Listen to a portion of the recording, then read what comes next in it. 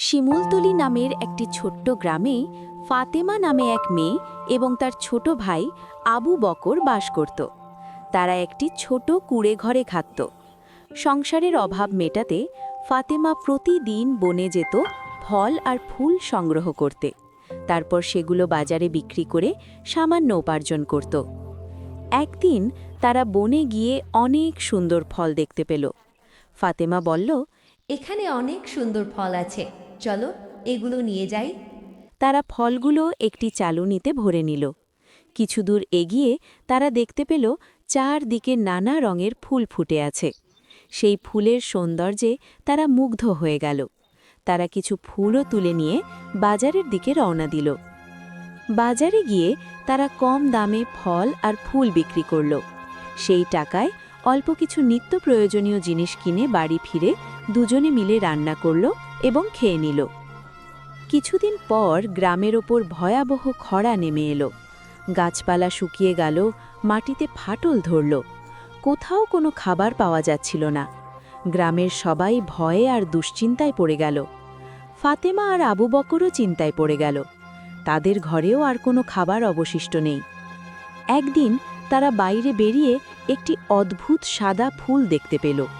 ফুলটি দেখে ফাতেমা অবাক হয়ে গেল। তারা ফুলটি একটি জায়গায় রোপণ করে একটু বিশ্রাম নিতে নিতে ঘুমিয়ে পড়ল। হঠাৎ এক আশ্চর্য ঘটনা ঘটল। সেই ফুল থেকে আলো বের হতে শুরু করল, আর কিছুক্ষণের মধ্যেই ফুলটি একটি পরীতে রূপ নিল। পরীটি তাদের কষ্ট দেখে দুঃখ পেয়ে বলল, আহা, এরা কত কষ্টে আছে, ঠিকমতো খেতেও পায় না। যদি আমি এদের একটু সাহায্য করতে পারতাম। তারপর পরীটি তার জাদু শক্তি দিয়ে সেখানে একটি সোনালী বেগুন গাছ সৃষ্টি করল। সে ভাবল, এই বেগুনগুলো বিক্রি করে তারা অনেক টাকা উপার্জন করতে পারবে, তাদের দুঃখ দূর হবে। এই কথা বলে পরীটি অদৃশ্য হয়ে গেল। পরদিন সকালে ঘুম থেকে উঠে ফাতেমা আর আবু বকর সেই সোনালী বেগুন গাছ দেখে অবাক হয়ে গেল। গাছের সবচেয়ে বড় বেগুনটি যেন কথা বলল, তোমরা খুব ভালো, তাই কেউ এসে তোমাদের সাহায্য করেছে। আমাকে বাজারে বিক্রি করলে তোমরা অনেক টাকা পাবে। তারা সেই বেগুনগুলো বাজারে বিক্রি করল এবং সত্যি অনেক টাকা পেল। এরপর তারা ছোট একটি ব্যবসা শুরু করল। ধীরে ধীরে তাদের অবস্থা ভালো হতে লাগল। ফাতেমা আর আবু বকর স্কুলে ভর্তি হল এবং পড়াশোনা শুরু করল।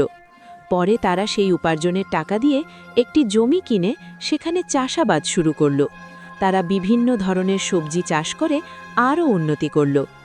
একদিন তারা সেই জাদুর বেগুন গাছকে ধন্যবাদ জানাতে গেলে গাছটি যেন বলল, ধন্যবাদ দেওয়ার কোনো প্রয়োজন নেই, তোমরা ভালো ছিলে তাই তোমাদের সাহায্য করা হয়েছে। এভাবেই ফাতেমা আর আবু বকরের জীবন সুখে শান্তিতে ভরে উঠল।